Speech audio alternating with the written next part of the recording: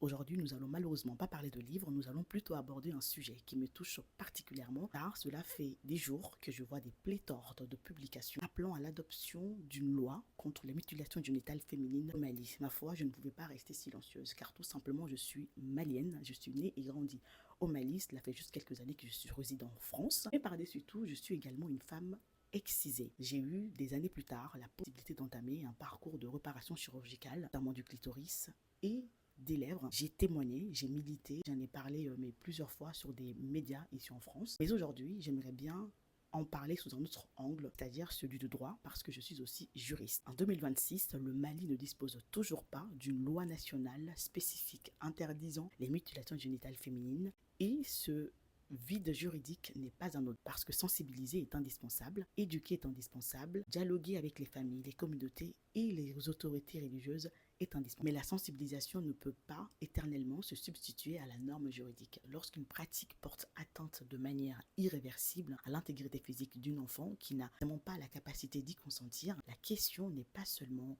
culturelle, traditionnelle ou familiale, c'est une question de protection des droits fondamentaux. Une loi ne va certainement pas disparaître du jour au lendemain les mutilations génitales féminines, mais une loi pose une limite. Elle nomme l'interdit, elle permet de responsabiliser, de prévenir, d'ester en justice et de protéger. Elle dit quelque chose de fondamental aux petites filles maliennes. Votre corps vous appartient et personne ne devrait pouvoir décider de le mutiler à votre place. Ce 22 août, des femmes se mobiliseront au Mali pour réclamer une loi contre les mutilations génitales féminines. Vu Paris, je leur apporte donc mon soutien publiquement parce que je sais ce que signifie de grandir avec des décisions prises sur son propre corps lorsqu'on était petite pour dire non. Je ne demande pas à ce que l'on réunisse notre culture. Je demande seulement que notre culture continue d'évoluer lorsqu'elle porte atteinte au droit, à l'intégrité et à la dignité de nos filles. Le Mali peut préserver ses traditions sans pour autant sacrifier le corps de ses enfants et il est temps que le droit le dise clairement non. Je vous remercie de m'avoir écouté.